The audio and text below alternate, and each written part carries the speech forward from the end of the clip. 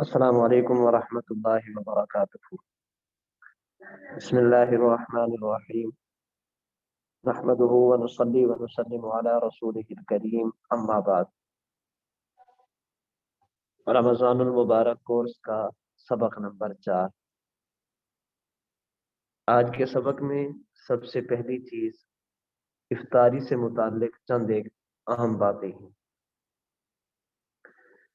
غروب آفتاب کے وقت روزہ کھولنا شریعت مطہرہ کی زبان میں اسے افطار یا افطاری کہا جاتا ہے۔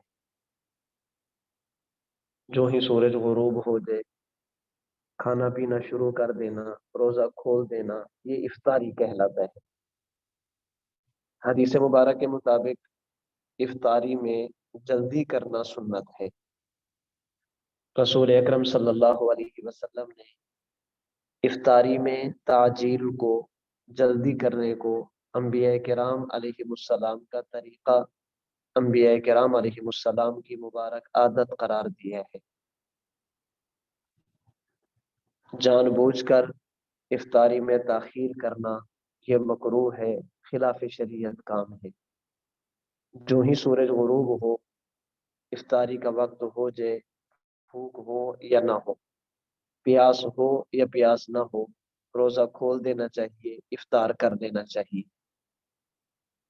افطاری کے وقت کوشش کی جائے کہ روزہ افطار کھجور کے ساتھ کیا جائے، کھجور سے روزہ کھولا جائے۔ اگر کھجور نہیں ہے تو پھر پانی سے افطاری کرنی چاہیے۔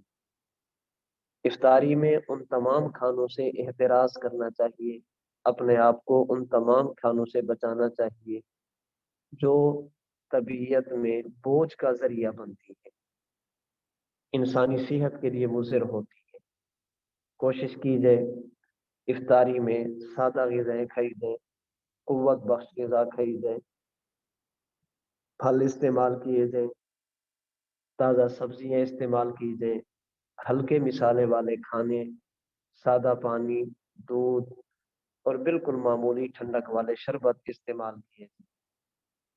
چونکہ افطاری کا مقصد اپنے آپ کو عبادت کے لیے تیار کرنا، نماز تراویح کے لیے اپنے جسم کو طاقت اور قوت دینا ہے، اس لیے افطاری کے اندر ان کھانوں کو کھایا جائے، ان مشروبات کو پیا جائے جو انسان کے جسم کو تقویت دے اور انسانی صحت کے لیے مفید ہو۔ کوشش کی جائے کہ افطاری میں ہلکی پھلکی غذا یہ استعمال کی جائے۔ اب یہاں پر ایک بات ذرا سمجھ لیں، آپ نے افطاری کرنی ہے تو صاف بات ہے افطاری روزہ ایک چیز سے کھولیں گے، بیک وقت کئی چیزوں سے نہیں کھولا جا سکتا۔ بس اوقات ہوتا یہ ہے کہ آپ نے روزہ رکھا، میں سمجھتا ہوں کہ آپ نیک آدمی ہیں، اللہ کی عبادت کرنے والے ہیں، دین کا کام کرنے والے ہیں، پڑھنے والے ہیں، تو میں آپ کو کچھ پیسے دیتا ہوں یا کوئی چیز کھانے کی دیتا ہوں کہ آپ اسے روزہ افطاری میں استعمال کریں۔ میں آپ کو کچھ رقم دیتا ہوں کہ آپ اسے اپنی افطاری میں استعمال کریں۔ ایک اور شخص اٹھتا ہے، وہ بھی آپ کو پیسے دیتا ہے یا کھانے کی چیز دیتا ہے، تیسرا اٹھتا ہے، وہ بھی کھانے کی چیز دیتا ہے، اور ہر ایک کی خواہش یہ ہوتی ہے کہ یہ بندہ روزہ افطار میرے پیسوں سے کرے، جو چیز میں نے دی ہے اس سے کرے۔ اب صاف ظاہر ہے کہ بندہ ان تمام چیزوں سے تو روزہ افطار نہیں کر سکتا۔ ایک بندے نے کھجور دی، ایک نے دودھ دیا، ایک نے مشروب بنا کر دیا، کسی نے کوئی ایس کریم دے دی۔ اب 4 بندوں نے چیزیں دی ہیں تو انسان تمام چیزوں سے روزہ افطار نہیں کر سکتا۔ انسان ایک چیز سے روزہ افطار کرے گا، باقی تمام لوگوں کو روزہ افطار کرانے کا اجر اور ثواب مل جائے گا۔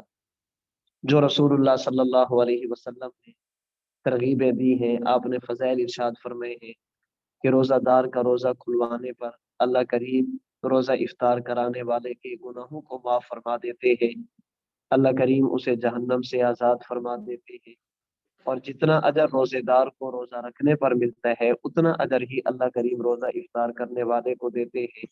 یہ ساری کی ساری چیزیں اللہ کریم ہر اس شخص کو دے دیں گے جو روزہ افطار کرانے میں روزہ رکھنے والے کو اسباب اور وسائل مہیا کرتا ہے۔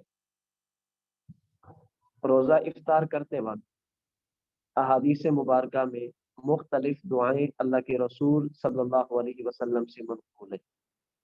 حضرت امام بخاری رحمۃ اللہ علیہ کے استاذ امام ابو بکر ابن ابی شیبہ اپنی کتاب مصنف ابن ابی شیبہ میں حدیث نمبر 9837 لائے ہیں کہ رسول اللہ صلی اللہ علیہ وسلم جب روزہ افطار فرماتے تو یہ دعا پڑھتے: اللہم لک صمت وعلی رزقک افطرت، اللہم لک صمت وعلی رزقک افطرت، باری تعالیٰ میں نے تیری رضا کے لیے روزہ رکھا، اور اے اللہ جو آپ نے مجھے رزق عطا فرمایا تھا اسی رزق سے افطار کیا یا افطار کر رہا ہوں۔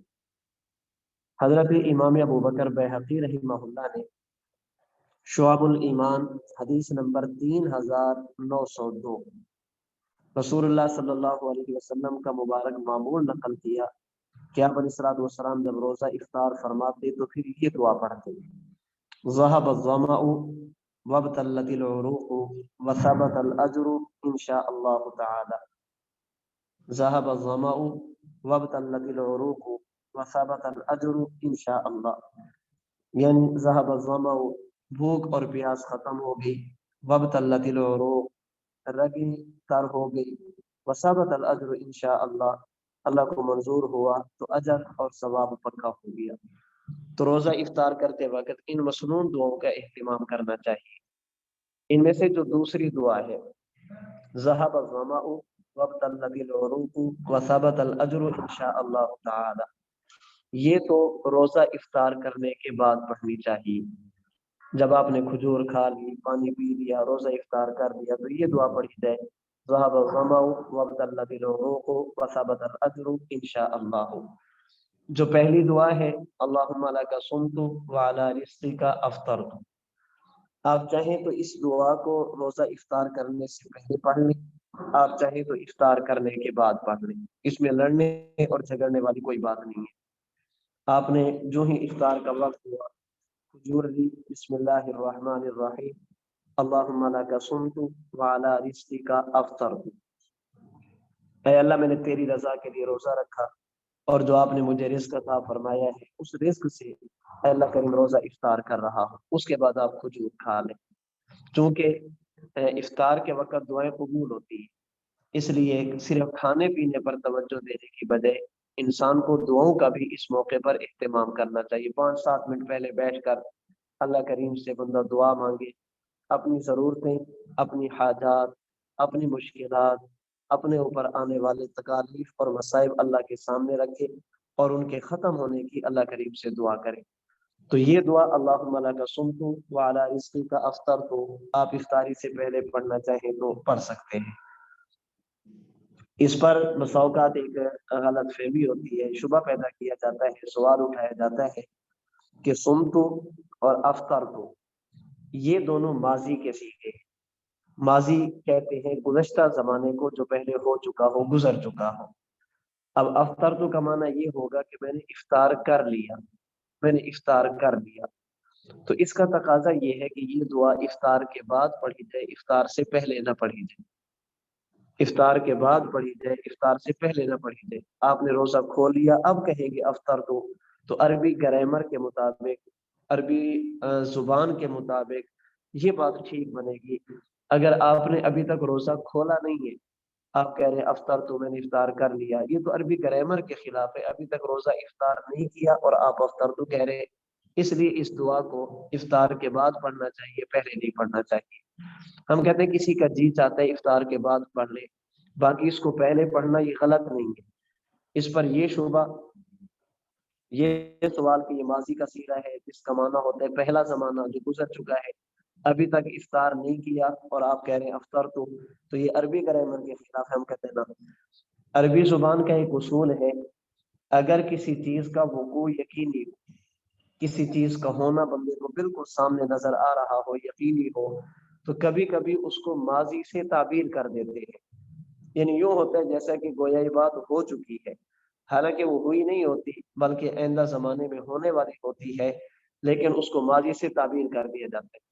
میں اس میں سمجھانے کے لیے صرف ایک مثال عرض کرتا ہوں، قرآن کریم کے 13ویں پارے میں ہے: وقال الشیطان لما قضی الامر ان اللہ وعدکم وعد الحق، جب قیامت کا دن ہوگا اللہ کریم کی عدالت لگے گی، فیصلہ کیا جائے گا، اعمال کو تولا جائے گا، انسان شیطان کو ملامت کرے گا کہ تیری وجہ سے میرے ساتھ یہ سب کچھ ہو رہا ہے، تو شیطان وہاں پر کہے گا کہ ایک وعدہ تم سے رحمان نے کیا تھا وہ جنت کا تھا، ایک وعدہ میں نے تم سے کیا تھا گناہ کا، تو اللہ کا وعدہ سچا تھا، تم نے اللہ کے وعدے کو چھوڑ کر اپنی مرضی سے، اپنے اختیار سے، اپنی خواہش کی بنیاد پر میری بات مانی، فلا تلومونی ولوموا انفسکم، اس لیے آج مجھے ڈانٹنے کی بجائے اپنے آپ کو ملامت کرو، قصور میرا نہیں بلکہ قصور اصل تمہارا ہے، میں نے کوئی تم پر زبردستی تو نہیں کی تھی، تم پر گن پوائنٹ کی وجہ سے تمہیں گناہ پر آمادہ تو نہیں کیا تھا، اللہ کریم نے تمہیں قرآن میں سمجھایا تھا کہ گناہ نہ کرنا،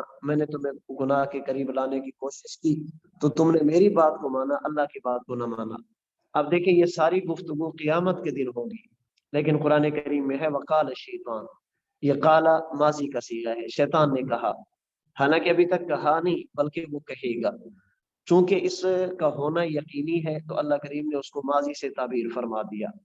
اسی طرح چونکہ افطاری بالکل بندہ کھجور میں لے کر کھجور ہاتھ میں لے کر بیٹھا ہے، اسے پتہ ہے کہ میں نے اب افطاری کرنی ہے، تو اس لیے اگر افطاری سے پہلے ہی افطر تو کہہ دیں تو اس میں حرج والی بات نہیں، تو افطاری کے وقت اللہم لک صمت وعلی رزقک افطرت، اس دعا کا اہتمام کرنا چاہیے، اور افطار کرنے کے بعد ذهب الظمأ وابتلت العروق وثابت الاجر انشاء اللہ تعالی، اس دعا کا اہتمام کرنا چاہیے۔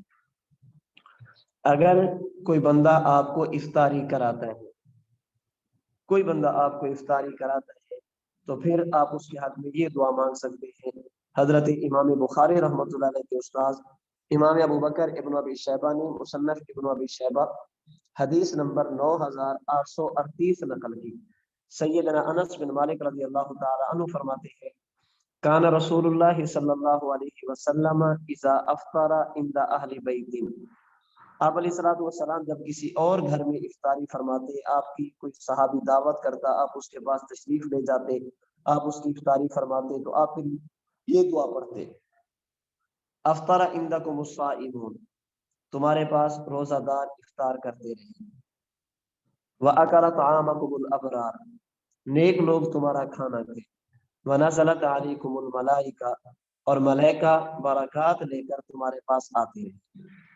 افطر عندکم الصائمون، یہاں سے دعا شروع کریں گے، افطر عندکم الصائمون وَأَكَلَ طَعَامَكُمُ الْأَبْرَارُ وَنَزَلَتْ عَلَيْكُمُ الْمَلَائِكَةُ، یہ دعا ہوتی ہے کہ اللہ کریم تمہیں ایسا رزق دے کہ تمہارا دسترخوان وسیع ہوتا رہے، اور اللہ کریم تمہیں یہ سعادت ہمیشہ نصیب فرماتے رہے کہ روزہ دار تمہارے دسترخوان پر روزہ افطار کریں۔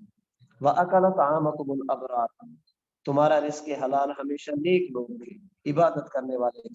وَنَزَلَتْ عَلَيْكُمُ الْمَلَائِكَةُ، اور فرشتے اللہ کی طرف سے رحمتیں لے کر، برکات لے کر تمہارے پاس آتے رہے۔ اس لیے اگر کسی اور کے پاس افطاری کرے تو پھر اس دعا کا اہتمام کرنا چاہیے۔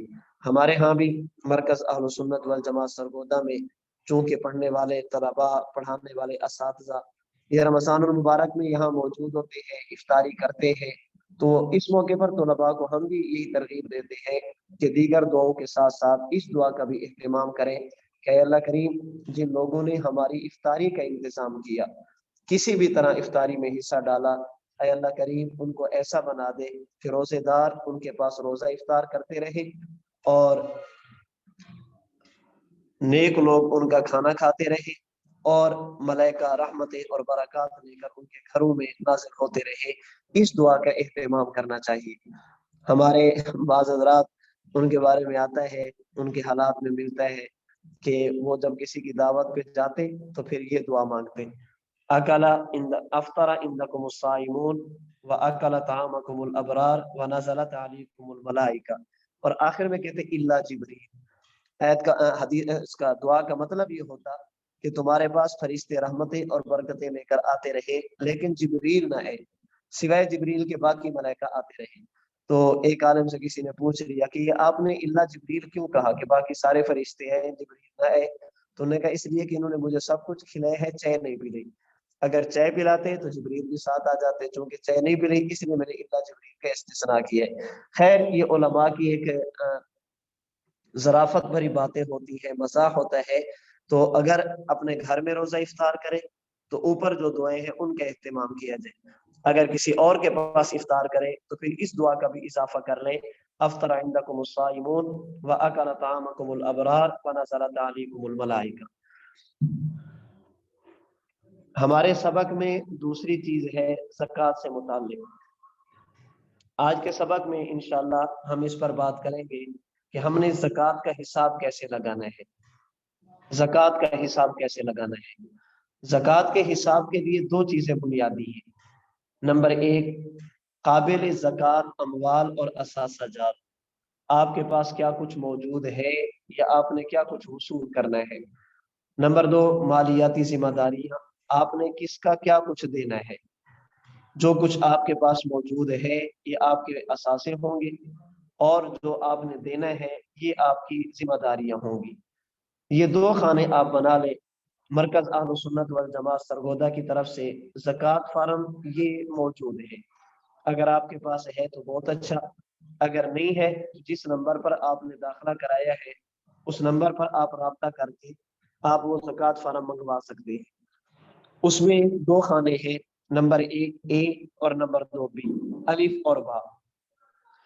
اے میں آپ نے وہ چیزیں رکھنی ہے جو آپ کے پاس موجود ہے یا آپ نے وصول کرنی ہے، اور بی میں آپ نے وہ چیزیں رکھنی ہے جو آپ کے ذمہ قرض ہے آپ نے ادا کرنی ہے۔ میں سمجھانے کے لیے تھوڑی تفصیل عرض کر دیتا ہوں۔ جو پہلا خانہ ہے اے والا، اس میں آپ نے نمبر ایک یہ دیکھنا ہے کہ میرے پاس سونا موجود ہے یا نہیں۔ اگر آپ کے پاس سونا ہے تو لکھ لیں 1 تولہ 2 تولہ 5 تولہ 7 تولہ جتنا ہے وہ دیکھ لیں۔ میرے پاس چاندی موجود ہے یا نہیں، اگر ہے تو 5 تولہ 10 تولہ 15 تولہ جتنا ہے اسے لکھ لیں۔ سونا لکھ لیا آپ نے، چاندی لکھ لی۔ اس میں ایک بات کا خیال کریں گے، یہ سونا اور چاندی جس شکل میں بھی ہو لکھنا ہے اور جس مقصد کے لیے ہو پھر بھی لکھنا ہے۔ آپ نے زیورات بنوا کر رکھے ہیں پھر بھی لکھیں، اگر آپ نے ویسے ان کی جو ہے وہ ٹکڑے لے کر رکھے ہیں پھر بھی ان کو لکھ لیں۔ آپ نے بیچنے کے لیے رکھے ہیں پھر بھی اس کو لکھیں۔ آپ نے اپنی ضرورت کے لیے رکھے، استعمال کے لیے رکھے پھر بھی ان کو لکھیں۔ آپ نے فروخت کرنے کے لیے لکھے ہیں پھر بھی ان کو لکھیں۔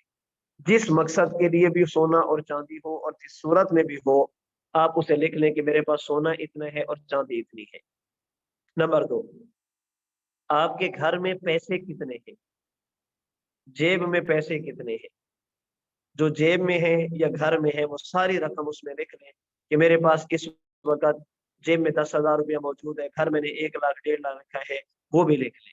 نمبر 3، بینک اکاؤنٹ میں یا لاکر میں آپ نے کتنے پیسے جمع کرا رکھے ہیں۔ اکاؤنٹ میں آپ کے پاس 10 لاکھ ہے 15 لاکھ ہے وہ لکھ لیں۔ نمبر 4، غیر ملکی کرنسی، آپ کے پاس ڈالر رکھے ہیں، آپ کے پاس درہم رکھے ہیں، آپ کے پاس یورو رکھے ہیں، آپ کے پاس دنانیر رکھے ہیں، آپ کے پاس ریال رکھے ہیں، جو بھی غیر ملکی کرنسی ہے اس کرنسی کی موجودہ قیمت کتنی ہے۔ موجودہ جو آج ڈالر کا ریٹ ہے وہ کیا ہے، ریال کا ریٹ ہے وہ کیا ہے، درہم کا ریٹ ہے وہ کیا ہے، وہ سارا کچھ لکھ لیں۔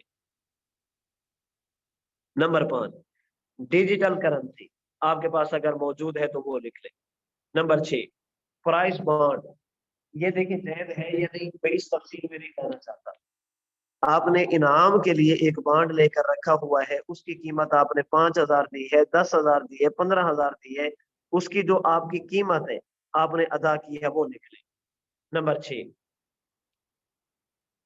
نمبر 7، مستقبل کے کسی منصوبہ کے لیے جمع شدہ رقم، آپ نے آئندہ کسی کام کے لیے پیسے اکٹھے کر کے رکھے، بچوں کی شادی کروں گا، حج پہ جاؤں گا، عمرہ پہ جاؤں گا، ابھی تک اس رقم کو استعمال نہیں کیا، کسی بھی منصوبہ کے لیے آپ نے رقم اکٹھی کر کے رکھی ہے، جمع کر کے رکھی ہے، اسے بھی آپ اے میں رکھ دیں۔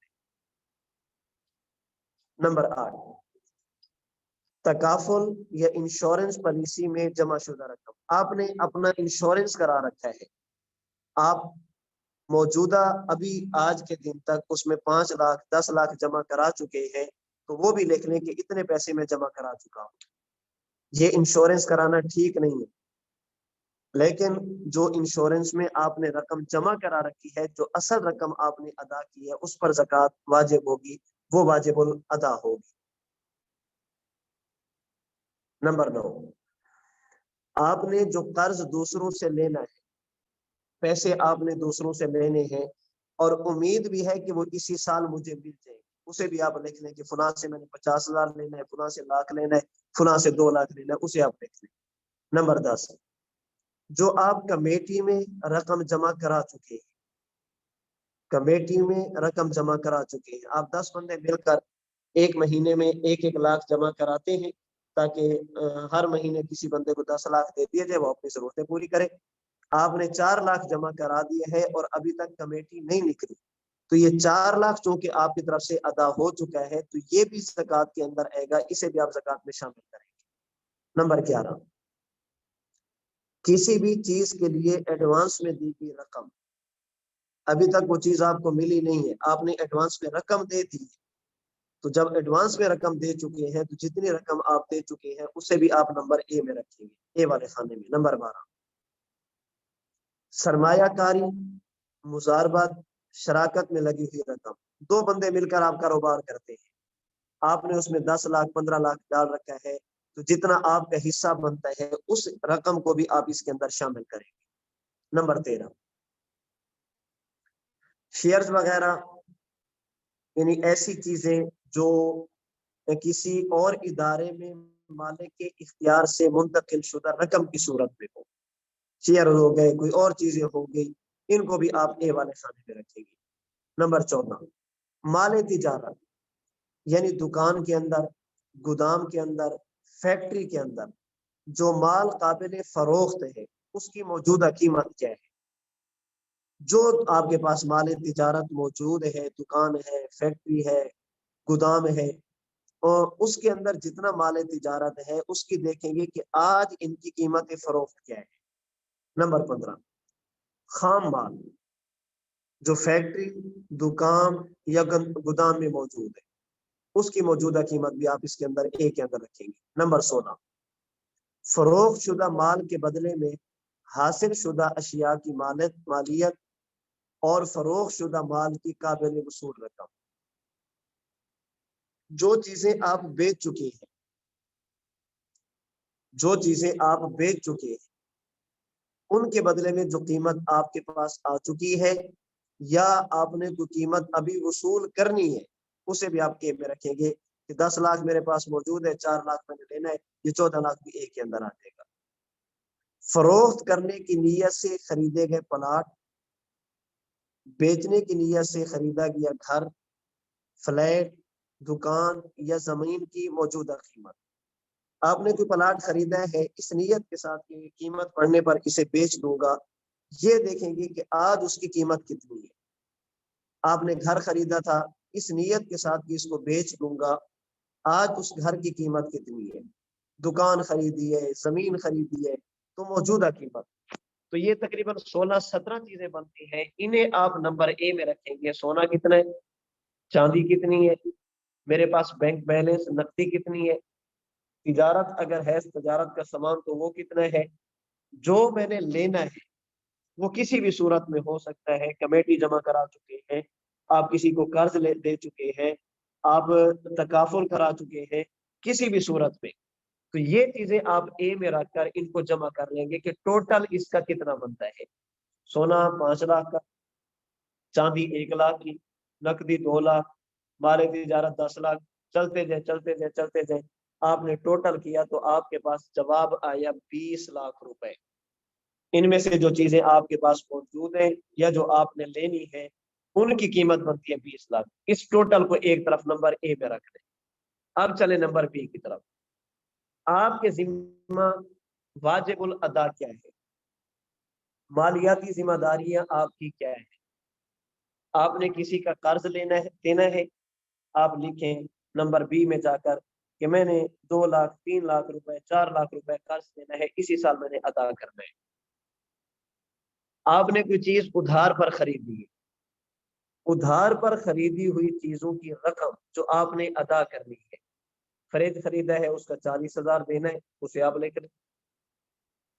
बीवी का हक महर जो अभी तक आपने अदा नहीं किया, अदा करना है। शादी होगी, निकाह हो गया, लेकिन आपने हक महर मौके पर अदा नहीं किया, 50,000 1 लाख रुपया आपने हक महर लिखवाया था, वो अभी तक आपने अदा नहीं किया, तो उसमें लिख लें कि इतना मैंने अपनी बीवी का हक महर देना है। आपने कमेटी डाली थी, कमेटी आपकी निकल गई, उसकी कुछ किस्तें आपने बकिया अदा कर दी है। मैंने जैसे अभी मिसाल दी है, 10 बंदे हैं, 1-1 लाख रुपया महीने का जमा कर दे, तो आपने 10 बंदों के साथ मिलकर, 10 बंदों ने मिलकर कमेटी डाली, आपकी कमेटी चौथे नंबर पर निकल गई, अभी आपने उसकी 6 किस्तें अदा करनी है, तो वो 6 लाख आपके जिम्मे कर्ज होगा, उसे भी आप यहाँ पर लिखेंगे। ये इस सूरत में जब कमेटी निकल चुकी हो। अगर अभी तक कमेटी ना निकली हो तो फिर जो आप अदा कर चुके हैं आप उनको ए वाले खाने में रखेंगे, इसलिए कि वो आपने वसूल करना है।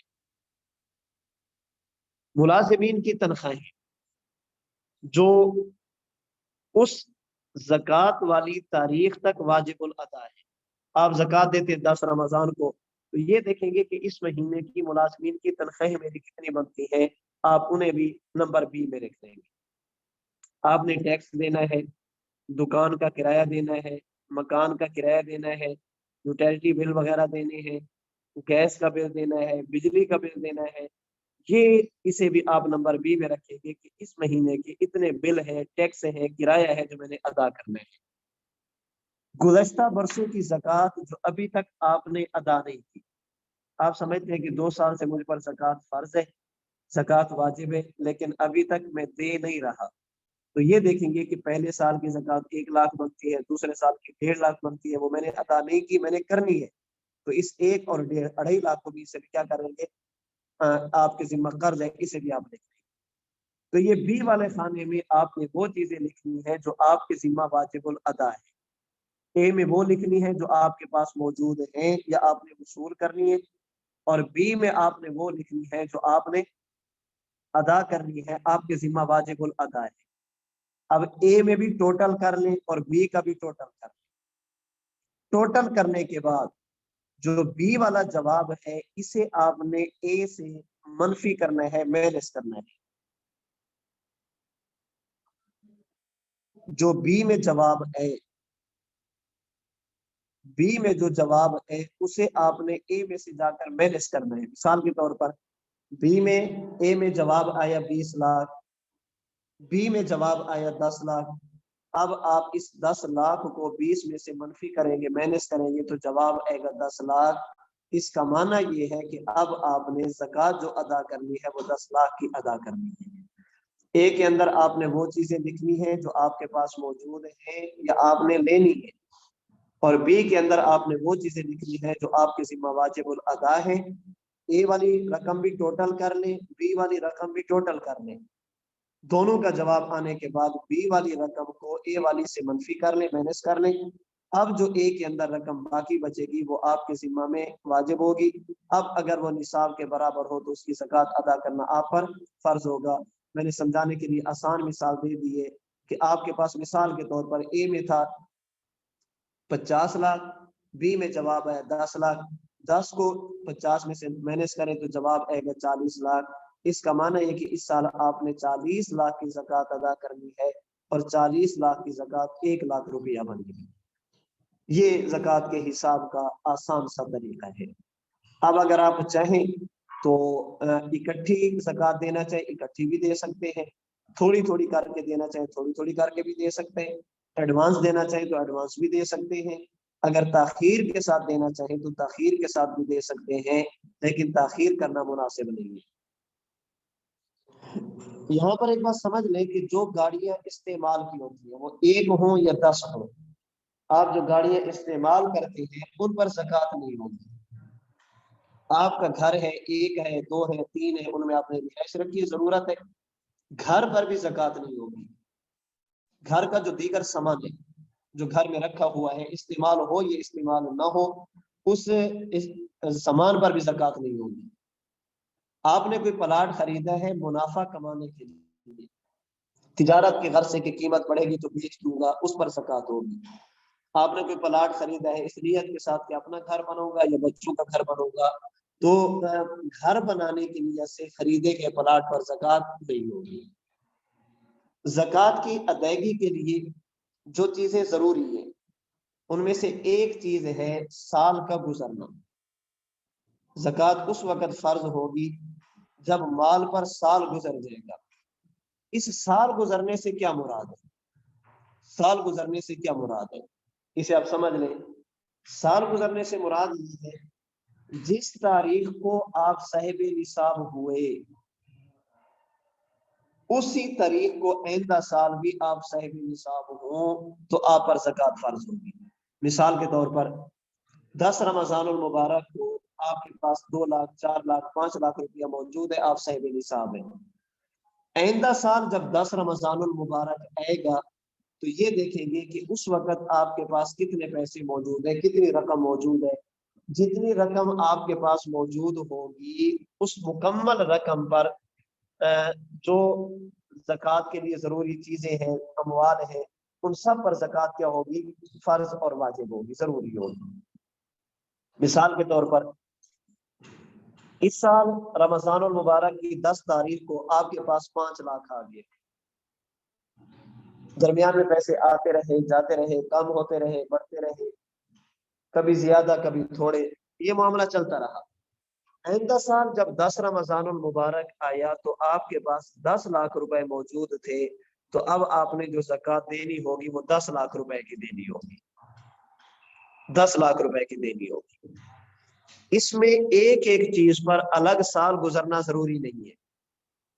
ایک ایک چیز پر الگ الگ سال گزرنا ضروری نہیں. مثال کے طور پر آپ کے پاس 10 رمضان المبارک کو 5 لاکھ آ گیا, درمیان میں پیسے کم ہو رہے ہیں, زیادہ ہو رہے ہیں, آ رہے ہیں, جا رہے ہیں. آئندہ سال 1 رمضان المبارک کو آپ کے پاس 2 لاکھ روپیہ مزید آ گیا.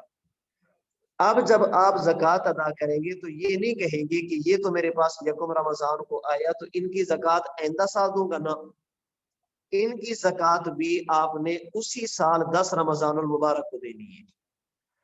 آپ کے پاس 9 رمضان المبارک کو 1.5 لاکھ کہیں سے مزید آ گیا. اگلے دن جو آپ نے زکوٰۃ ادا کرنی ہے تو اس 1.5 لاکھ کو بھی اس کے اندر شامل کریں گے.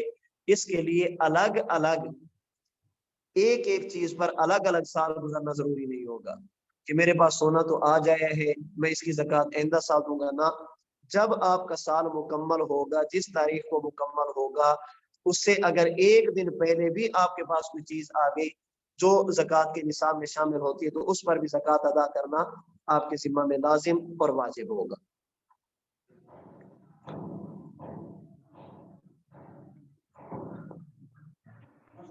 زکوٰۃ کے لیے سال کا گزرنا ضروری ہے. زکوٰۃ کے لیے سال کا گزرنا ضروری ہے. اس کے لیے کوئی خاص مہینہ, کوئی خاص دن مقرر اور متعین نہیں ہے. بعض لوگ سمجھتے ہیں کہ زکوٰۃ کا مہینہ رجب ہے, وہ صرف رجب میں زکوٰۃ دیتے ہیں. بعض سمجھتے ہیں کہ زکوٰۃ کا مہینہ صرف شعبان ہے, وہ شعبان کو ہی زکوٰۃ کا مہینہ سمجھتے.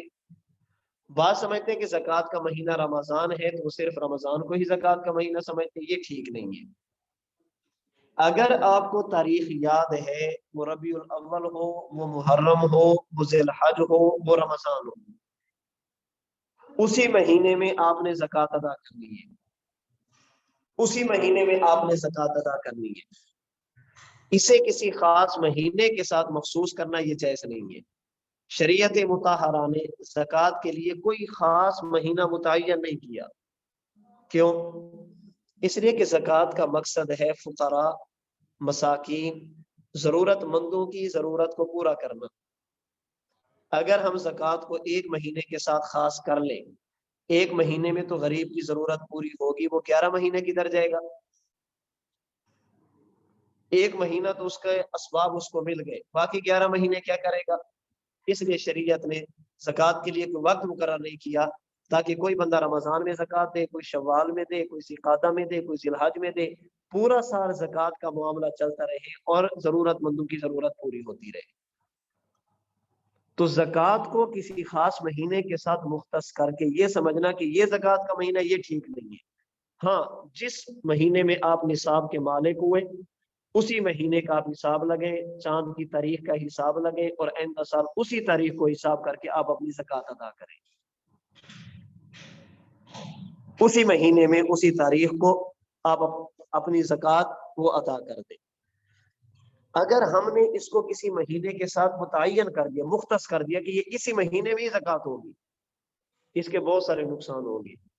उनमें से एक नुकसान, अगर मुझ पर ज़कात फर्ज होती है रजब में, मैं समझता हूँ कि ज़कात का महीना रमज़ान है, अल्लाह न करे तकदीर गालिब आ जाए और मैं दुनिया से रजब गुजरने के बाद शाबान में रमज़ान से पहले चला जाऊँ, तो ज़कात मुझ पर फर्ज थी, मैंने अदा नहीं की, तो एक फर्ज अपने जिम्मा में लेकर चला जाऊंगा।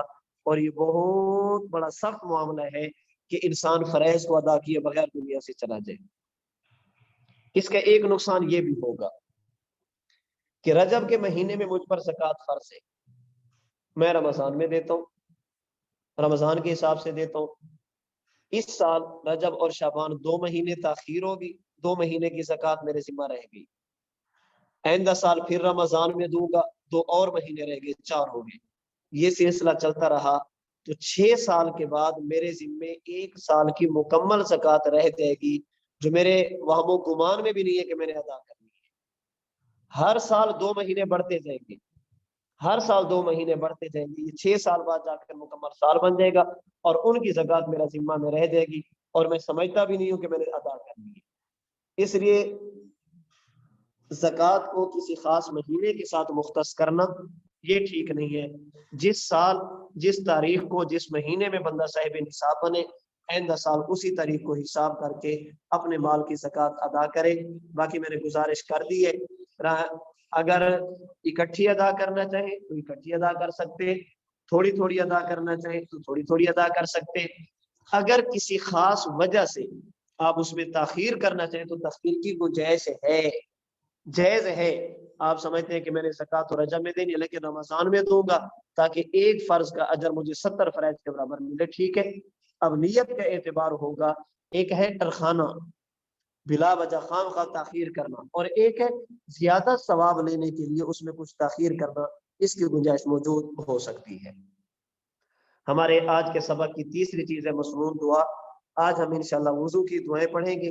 हदीस मुबारक में वुजू शुरू करने की दुआ भी मनकूल है, दरमियान की दुआ भी मनकूल है, वुजू से फरागत के बाद की दुआ भी मनकूल है। जब वुजू शुरू करें तो सुनन अबी दाऊद हदीस नंबर 101 के मुताबिक बिस्मिल्लाह पढ़नी चाहिए। बिस्मिल्लाहिर्रहमानिर्रहीम पढ़ी जाए या सिर्फ बिस्मिल्लाह पढ़ा जाए तो ये वुजू के शुरू में। जब वुजू के दरमियान में पहुंचे, चेहरा धोते हुए या बाजू धोते हुए, फिर ये दुआ मांगे, अल्लाहुम्मा ग़फिरली ज़म्बी व वस्सी अली फी दारी व बारिक ली फी रिज़्क़ी। और समझ कर पढ़े, बारी ताला मेरे गुनाहों को मुआफ़ फरमा दे, अल्लाह मेरे घर में वसअत अता फरमा दे और मेरे रिज़्क़ में बरकत अता फरमा दे।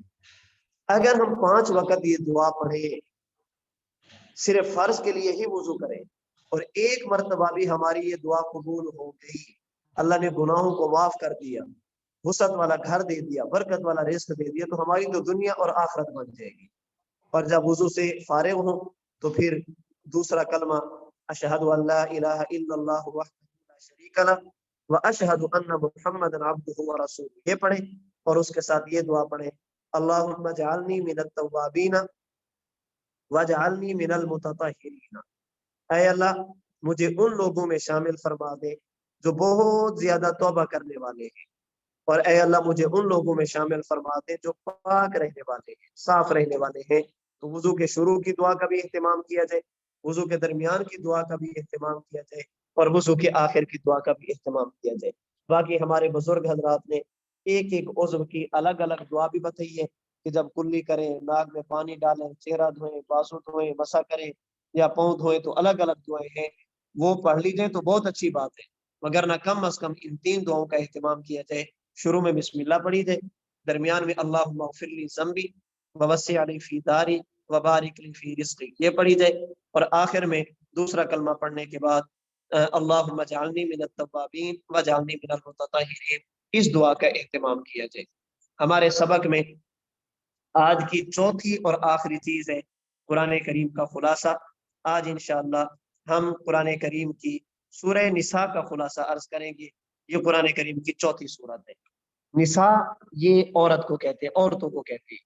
اس صورت کے اندر اللہ کریم نے بنیادی طور پر ابتدا میں عورتوں کے حقوق کو بیان کیے ہیں، اس لیے کہ اسلام آنے سے پہلے معاشرے میں عورت کو بڑی عجیب نگاہ سے دیکھا جاتا، عورت معاشرے میں بوجھ سمجھی جاتی تھی، لوگ خواتین کے حقوق کا خیال نہیں کرتے تھے۔ تو رسول اللہ صلی اللہ علیہ وسلم تشریف لے آئے، آپ کے آنے سے اللہ کریم نے خواتین کو ایک حق دیا ہے، اور حیرانگی کی بات ہے، آپ حیران ہوں گے، قرآن کریم میں کوئی سورت مردوں کے نام پر نہیں ہے، سورت الرجال نہیں ہے، جبکہ قرآن کریم میں سورت النساء خواتین کے حقوق پر اللہ کریم نے سورت نازل کی ہے۔ تو یہ اسلام کا ہی پورا امتیاز ہے کہ اسلام خواتین کے حقوق کی جس تاکید کے ساتھ بات کرتا ہے، کسی اور مذہب میں اور کسی اور معاشرے اور سوسائٹی میں اس کا سوچا بھی نہیں جا سکتا۔ اللہ کریم نے پھر اس کی ابتدا میں یتیموں کے مال کی حفاظت کا حکم دیا کہ یتیموں کا مال وہ اس کی حفاظت کی جائے، یتیموں کے مال پر ناجائز قبضہ کرنا، ظلم کر کے یتیموں کا مال کھانا یہ ٹھیک نہیں ہے، اور فرمایا کہ جو یتیموں کا مال ظلم کر کے کھاتا ہے وہ یہ نہ سمجھے کہ میں مال کھا رہا ہوں، بلکہ وہ یہ سمجھے کہ اپنے پیٹ میں آگ بھر رہا ہے۔ سورہ نساء کے دوسرے رکوع میں اللہ تعالیٰ نے وراثت کے احکام بیان فرمائے، مرد اور عورت دونوں کے حصوں کو مقرر فرمایا کہ مرد اور عورت یہ وراثت میں دونوں حقدار ہوں گے، اور تفصیلات اللہ تعالیٰ نے اس صورت میں بیان فرمائی ہے۔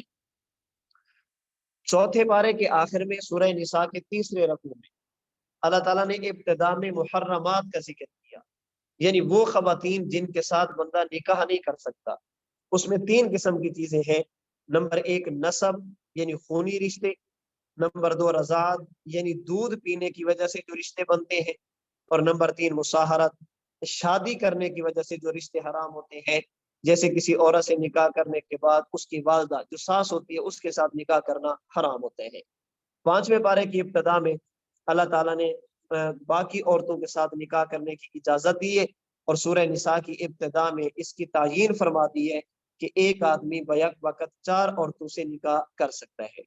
پھر اللہ کریم نے اہل ایمان کو حکم دیا کہ میاں بیوی جب گھر میں رہتے ہیں تو کبھی کبھی انبن ہو جاتی ہے، کبھی کبھی لڑائی جھگڑا ہو جاتا ہے، تو تکرار ہو جاتی ہے، تو اس موقع پر شریعت نے 3 پہلو بیان فرمائے۔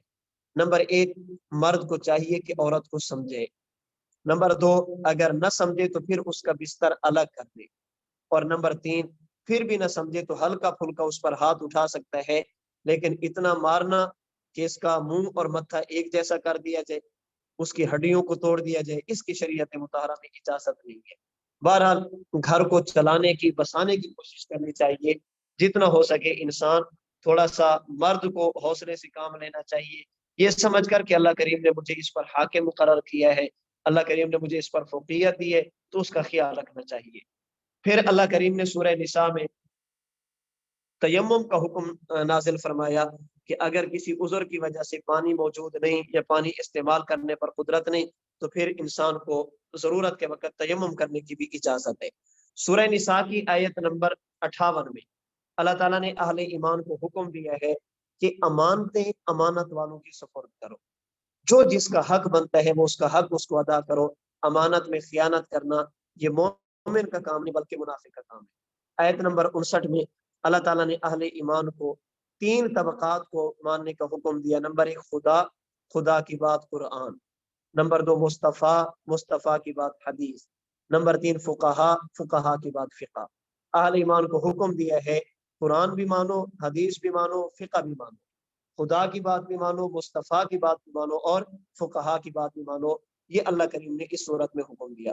آیت نمبر 64 میں اللہ تعالیٰ نے جناب رسول اللہ صلی اللہ علیہ وسلم کے بارے میں امت کو یہ حکم دیا اگر کبھی گناہ ہو جائے تو اللہ سے معافی مانگو، اللہ کے رسول صلی اللہ علیہ وسلم سے سفارش کرا دو، اگر اللہ کے رسول نے سفارش کر دی تو اللہ کریم تمہارے گناہوں کو معاف کر دیں گے۔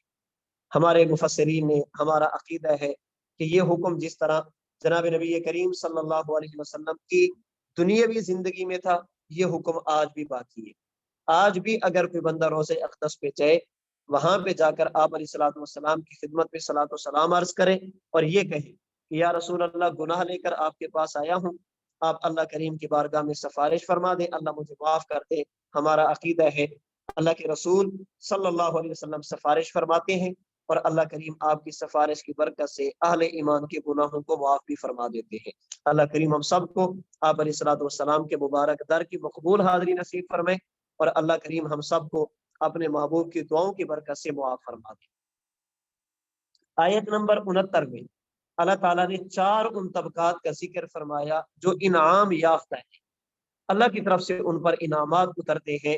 ان میں نمبر 1 انبیاء، نمبر 2 صحابہ، نمبر 3 شہداء اور نمبر 4 اولیاء۔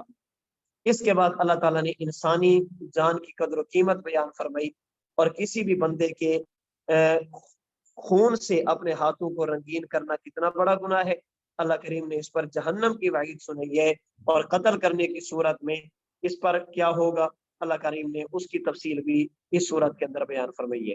آیت نمبر 101 میں اللہ تعالیٰ نے صلاۃ الخوف اور صلاۃ قصر، خوف کی نماز اور مسافر کی نماز کا تذکرہ فرمایا۔ اگر دشمن کا خوف ہو تو پھر بندے کو نماز پڑھنی چاہیے اور 2 جماعتوں میں پڑھنی چاہیے، اور اگر سفر ہو 78 کلومیٹر سفر کی نیت سے آپ اپنے گھر سے نکل پڑے تو پھر 4 رکعت والی نماز فرض یہ 2 رکعت میں تبدیل ہو جائے گی، آپ نے 2 رکعت ادا کرنی ہوگی۔ سورہ نساء کی آیت نمبر 143 اور سورہ 5ویں پارے کے آخر میں اللہ تعالیٰ نے منافقین کی حالت بیان فرمائی کہ یہ بیچارے ڈاواں ڈول رہتے ہیں، تذبذب کا شکار رہتے ہیں، نہ مکمل ایمان کی طرف جاتے ہیں اور نہ ہی مکمل کفر کی طرف جاتے ہیں، اور یہ سست رہتے ہیں، اللہ کا ذکر نہیں کرتے، نماز میں غفلت کرتے ہیں۔ یہ منافقین کی علامات اللہ تعالیٰ نے بیان فرمائی۔ 5ویں پارے کی آخری آیت میں اللہ تعالیٰ فرماتے ہیں اے لوگو اگر تم ایمان بھی لے آؤ، میری نعمتوں پر میرا شکر بھی ادا کرو تو میں اللہ تمہیں عذاب کیوں دوں گا؟ یعنی عذاب سے بچنا چاہتے ہو تو نمبر 1 ایمان لاؤ اور نمبر 2 میری نعمتوں پر میرا شکر ادا کرو، اللہ کریم کا وعدہ ہے اللہ تمہیں عذاب سے بچا لیں گے۔ پھر 6 پارے کی ابتدا میں اللہ تعالیٰ نے سیدنا مسیح علیہ الصلوۃ والسلام کے بارے میں یہود کے غلط منصوبوں کا تذکرہ کیا اور حضرت عیسیٰ علیہ الصلوۃ والسلام کی حفاظت کا ذکر کیا کہ اللہ کریم نے یہودیوں کے ناپاک ہاتھوں سے حضرت عیسیٰ علیہ الصلوۃ والسلام کی یوں حفاظت فرمائی کہ انہیں صحیح سلامت اللہ کریم آسمانوں پر لے گئے۔ چلتے چلتے پھر سورت کے اختتام بھی اللہ کریم نے دوبارہ وراثت کے مسائل پر اس سورت کا اختتام فرمایا کہ وراثت کے مسائل کو معمولی نہ سمجھو، اللہ سے ڈرو اور وراثت کا خیال کرو۔ مرد ہے تو مرد کو مرد کا حق دیا جائے، خواتین ہے تو خواتین کو خواتین کا حق دیا جائے۔ اللہ کریم مجھے اور آپ کو ہر موقع پر شریعت مطہرہ کی تعلیمات کا خیال رکھتے ہوئے شریعت مطہرہ کی تعلیمات کو اپنانے کی توفیق عطا فرمائے۔ وآخر دعوانا ان الحمد للہ رب العالمین۔ میری بات مکمل ہوگی، آپ میں سے کسی ساتھی نے کوئی بات پوچھنی ہو تو اب آپ پوچھ سکتے ہیں۔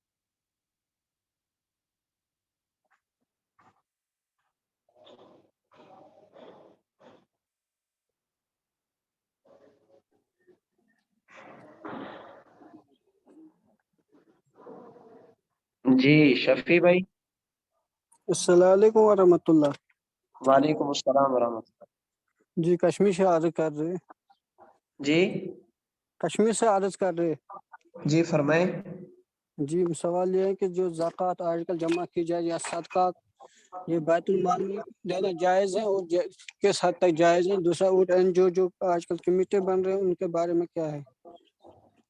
دیکھیں زکوٰۃ کے بارے میں میں 2 سبقوں سے عرض کر رہا ہوں کہ زکوٰۃ جس طرح ہر بندے پر فرض نہیں ہوتی اسی طرح ہر بندے کو بھی نہیں دی جاتی۔ جہاں پر یقین ہو کہ یہ صحیح مصرف پہ خرچ کریں گے وہاں پر زکوٰۃ دینی چاہیے۔ جہاں پر آپ کا دل مطمئن ہو اور آپ سمجھتے ہیں کہ یہ واقعی مستحقوں تک پہنچاتے ہیں تو وہاں پر زکوٰۃ ادا کریں۔ جی دوسرا معاملہ یہ ہے کہ جو آج کل بیت المال کی کمیٹیں بن رہے ہیں اور NGO کی کمیٹیں بن رہے ہیں وہ تو وہاں پہ قرضہ حسنہ دیتے ہیں، وہ قرضہ حسنہ کس حد تک دینا ان کا جائز ہے؟ اور جو قرضہ حسنہ دیتے ہیں اس کی بنیادی شکل کون سی بنتی ہے؟ قرض حسنہ دے کر پھر سود بھی لیتے ہیں؟ نہیں، قرض صرف دیتے بولتے ہیں قرض حسنہ، جیسے کسی بندے کی کوئی ضرورت پڑی انہیں 15,000 دے دی۔ آپ اس بارے میں مقامی علماء سے پوچھیں، وہ بہتر سمجھتے ہیں کہ وہاں کی معمولات کیا ہے، حالات کیا ہے، وہ کیسے دیتے ہیں، ساری تفصیلات ان کے علم میں ہوں گی۔ چونکہ حلال حرام کا مسئلہ ہوتا ہے اس لیے میں نہیں سمجھتا کہ اس بارے میں بندہ اتنا جلد بازی کرے۔ جو مقامی علماء ہو ان سے پوچھے، سارے وہاں کے حالات ان کے علم میں ہوں گے کہ یہاں پر لوگ کیسے دیتے ہیں۔ جی جی جزاک اللہ۔ جی جزاک اللہ۔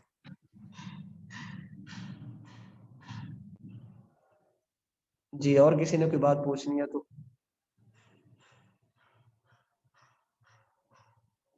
جی محمد اعظم صاحب۔ السلام علیکم حضرت۔ وعلیکم السلام ورحمۃ اللہ۔ جی میرا سوال یہ تھا کہ مجھے زکوٰۃ جو حساب کرنی ہے وہ 20 رمضان کو کرنا تھا، تو کیا اس سے پہلے بنا حساب کیے ہوئے میں کچھ زکوٰۃ کے پیسے اس نیت سے دے دوں کہ میں زکوٰۃ میں اس کو جوڑ کے ادا کروں گا، تو کسی کو دے سکتا ہوں ابھی میں؟ دے سکتے ہیں۔ جی ٹھیک ہے، جزاک اللہ۔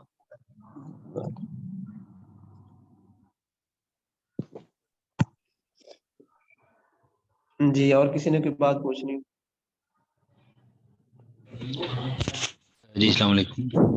وعلیکم السلام ورحمۃ اللہ۔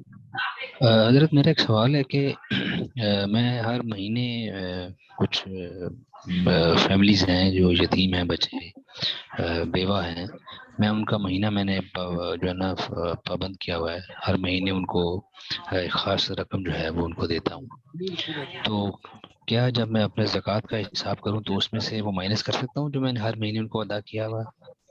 دیکھیں جب آپ ان کو دیتے ہیں، اگر تو زکوٰۃ کی نیت سے دیتے ہیں تو پھر مینیج کر سکتے ہیں، اگر دیتے وقت زکوٰۃ کی نیت نہیں تھی تو پھر مینیج نہیں کرتے۔ ہاں نہیں، زکوٰۃ زکوٰۃ کی دیتے نیت ہے۔ وقت جی جی، زکوٰۃ زکوٰۃ کی ہی کی نیت ہو نیت۔ اور وہ مستحق بھی ہو۔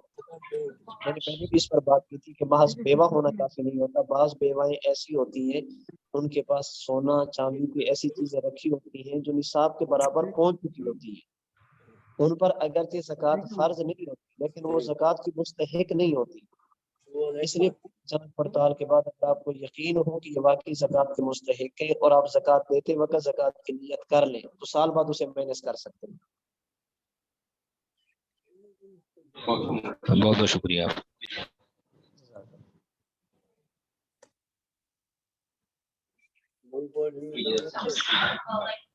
اچھا سر، ایک اور سوال ہے، زکوٰۃ کسی بھی شکل میں دی جا سکتی ہے؟ آپ نقدی صورت میں دے سکتے ہیں، آپ کوئی چیز مطلب خرید کے وہ بھی دے دے سکتے ہیں؟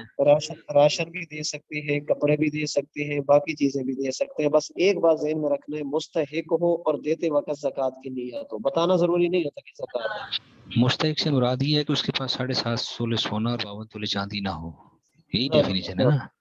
نہ میں عرض کرتا ہوں، میں نے کل اس پر بات کی تھی کہ ایک ہے زکوٰۃ کا نصاب، زکوٰۃ واجب کس پر ہوگی، ایک یہ ہے کہ زکوٰۃ کس کو دے سکتے ہیں، مستحق کے زکوٰۃ کون ہوگا۔ زکوٰۃ واجب ہوگی اس بندے پر جس کے پاس 4 چیزیں ہوگی، سونا چاندی نقدی مال تجارت، یہ ان میں سے کوئی ایک ہو، صرف سونا ہو تو 7.5 تولہ، صرف چاندی ہو تو 52.5 تولہ، صرف نقدی ہو تو 52.5 تولہ چاندی کے برابر، مال تجارت ہو تو 52.5 تولہ چاندی کے برابر، یہ ہے زکوٰۃ کے وجوب کے لیے شرط۔ دوسری یہ ہے کہ آپ زکوٰۃ دے کس کو سکتے ہیں، اس میں ان 4 چیزوں کے ساتھ ساتھ ایک 5ویں چیز ہوگی، ضرورت سے زائد سامان۔ میں ہوں مثال کے طور پر، میرے پاس تھوڑا سا سونا رکھا ہے 7.5 تولے سے کم میں، تھوڑی سی چاندی ہے 52.5 تولہ چاندی سے کم ہے، میرے پاس کچھ پیسے ہیں، کچھ میرے گھر میں ایسی چیزیں رکھی ہیں جو پورا سال استعمال نہیں ہوتی، ضرورت سے زائد ہے۔ اب اگر ان 4 چیزوں کو میں اکٹھا کروں تو یہ دیکھوں گا کہ 52.5 تولہ چاندی کی قیمت تک پہنچتی ہے یا نہیں۔ اگر پہنچ جائے، اگرچہ اب مجھ پر زکوٰۃ فرض نہیں ہے اس لیے کہ سونا چاندی میرے پاس اتنا نہیں ہے کہ جو 52.5 تولہ چاندی کی قیمت کو پہنچ جائے، ہاں ضرورت سے زائد سامان جب ملاتا ہوں تو وہ 52.5 تولہ چاندی کی قیمت کو پہنچ جاتا ہے، اب میرے لیے زکوٰۃ دینا جائز نہیں ہوگا۔ زکوٰۃ کے وجوب کے لیے 4 چیزیں ہیں اور زکوٰۃ سے محروم ہونے کے لیے 5ویں چیز بھی ساتھ ہوتی ہے، ضرورت سے زائد سامان۔ اس لیے میں کہہ رہا ہوں کہ دیکھیں ہمارا مشاہدہ ہے، بار بار ایسا ہوتا ہے کہ ایک عورت کو بیوہ سمجھ کر لوگ زکوٰۃ دے رہے ہوتے ہیں اور صورتحال یہ ہوتی ہے کہ اس کے پاس اتنا نصاب موجود ہوتا ہے کہ وہ زکوٰۃ سے محروم ہو چکی ہوتی ہے، اس لیے محض بیوہ ہونا کافی نہیں ہے۔ لوگ سمجھتے ہیں کہ یار سونا تو ہے لیکن 1 تولہ ہے، 7.5 تولہ تو نہیں ہے، لیکن سوال یہ ہے کہ سونے کے ساتھ ساتھ اس کے پاس کچھ اور بھی ہے یا نہیں۔ اگر اس کے پاس 1 روپیہ بھی ساتھ آ گیا، چاندی کی ایک انگوٹھی بھی آ گئی، اب دیکھیں گے کہ سونا اور چاندی کی قیمت 52.5 تولہ چاندی کی قیمت کو ہے یا نہیں، اگر پہنچ جائے گی تو زکوٰۃ کی مستحق وہ نہیں ہوگی۔ سر اب آپ کسی بیوہ سے کیسے سوال کر سکتے ہیں کہ بھائی آپ کے پاس سونا کتنا ہے، چاندی کتنی بابو ہے؟ بھائی سوال کی ضرورت نہیں ہوتی، حالات و واقعات دیکھیں، جہاں پر آپ دے رہے ہوتے ہیں نا، میرا محلہ ہے، میرے رشتہ داروں میں جب کوئی خاتون بیوہ ہوگی تو اس کے حالات کا گھر کے اندر بالکل پتہ ہوتا ہے، پوچھنے کی ضرورت نہیں ہوتی، پوچھنا تو عزت نفس والی بات ہوتی ہے نا، عزت نفس والی بات ہوتی ہے۔ یہ معاملہ ایسا ہے جو آج کل پوشیدہ نہیں رہ سکتا۔ اگر آپ کے علاقے کی خاتون ہے جو بیوہ ہے، جس کو آپ زکوٰۃ جیسی اہم رقم، اہم فریضہ ادا کر رہے ہیں، اس کا معنی ہے کہ کچھ نہ کچھ تو آپ کے علم میں ہے نا، آپ والدہ کو بھیجیں گے، آپ گھر والوں کو بھیجیں گے، ساتھ والوں سے پتہ چل جائے گا، کہیں نہ کہیں سے پتہ ضرور چل جاتا ہے کہ اس کے پاس کیا کچھ موجود ہے۔ سوال نہیں کیا جاتا، پوچھا نہیں جاتا، لیکن حالات و واقعات سے پتہ چل جاتا ہے۔ میں اس لیے کہہ رہا ہوں کہ پوری جانچ پڑتال کے بعد، زکوٰۃ ایک مالی فریضے میں سب سے بنیادی فرض ہے، اس کی ادائیگی میں پوری جانچ پڑتال کے بعد جب پوری تسلی ہو تو پھر زکوٰۃ دینی چاہیے۔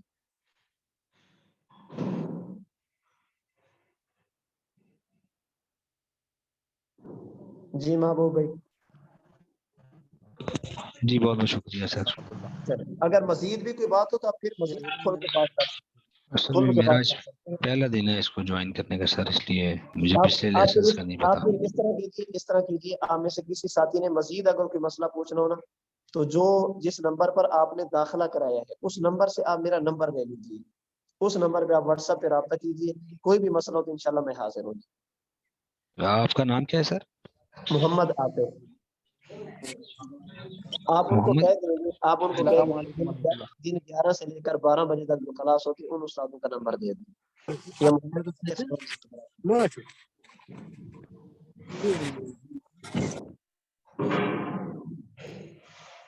جی رضوان صاحب۔ السلام علیکم ورحمۃ اللہ۔ وعلیکم حضرت میں السلام۔ یہ کہہ رہا تھا، مثلاً آج میں صاحب نصاب ہوا ہوں مثال کے طور پر 30 شعبان میں، اب میں سال گزرنے سے پہلے اگر میں نے زکوٰۃ دے دی ہے اور پھر آئندہ سال 30 شعبان میں صاحب نصاب نہیں ہوں، تو یہ مال جو میں نے زکوٰۃ دی ہے زکوٰۃ مانی جائے گی صدقہ؟ یہ صدقہ مانا جائے گا، نصاب ہی ختم ہو جی، گیا ہے، مال ہی ختم ہو گیا ہے، تو بس پھر یہ صدقہ مانا جائے گا۔ اور میں نے اس زکوٰۃ کی نیت سے دیا تو حضرت پھر زکوٰۃ نیت کے اعتبار نہیں ہوگا؟ پھر صدقہ بن جائے گا، بس آپ نے دے دی، اللہ کریم زکوٰۃ کا اجر دے، صدقہ کا اجر دے، بس آپ کی طرف سے ادا ہوگی ہے۔ جزاک اللہ خیرا۔ السلام علیکم۔ وعلیکم السلام ورحمۃ اللہ۔ چلے جی، اللہ کریم آپ حضرات کو اپنی حفظ و امان میں رکھیں۔ کل چونکہ جمعۃ المبارک کا دن ہے، تو بس شب جمعہ ہے، جمعہ کا دن ہے، اعمال پر توجہ دیں، درود پاک کی کثرت کریں، جمعہ کا دن ہے، سورۃ الکہف کی تلاوت کریں، اللہ کریم توفیق عطا فرمائے، صلاۃ التسبیح ادا کریں، اعمال پر توجہ دیں۔ یہ رمضان المبارک کا مہینہ، پھر خصوصاً شب جمعہ اور جمعہ اور اہم ترین عبادات میں درود پاک کی کثرت ہے، جتنا زیادہ ہو سکے رسول اللہ صلی اللہ علیہ وسلم کی ذات اقدس پر درود پاک کا ہدیہ بھیجیں، اور اس نیت کے ساتھ کہ اللہ کریم نے حضور کی برکت سے ہمیں یہ ساری چیزیں عطا فرمائی ہے، اللہ کریم مزید بھی اس درود پاک کی برکت سے ہمیں دنیا اور آخرت کی آسانی اور سہولتیں عطا فرمائے۔ زندگی رہی تو انشاءاللہ ہفتے والے دن پھر دوبارہ ملاقات ہوگی۔ آپ بھی مجھے دعاؤں میں یاد رکھیے گا، میں بھی انشاءاللہ آپ کے لیے دعائیں کروں گا۔ السلام علیکم ورحمۃ اللہ وبرکاتہ۔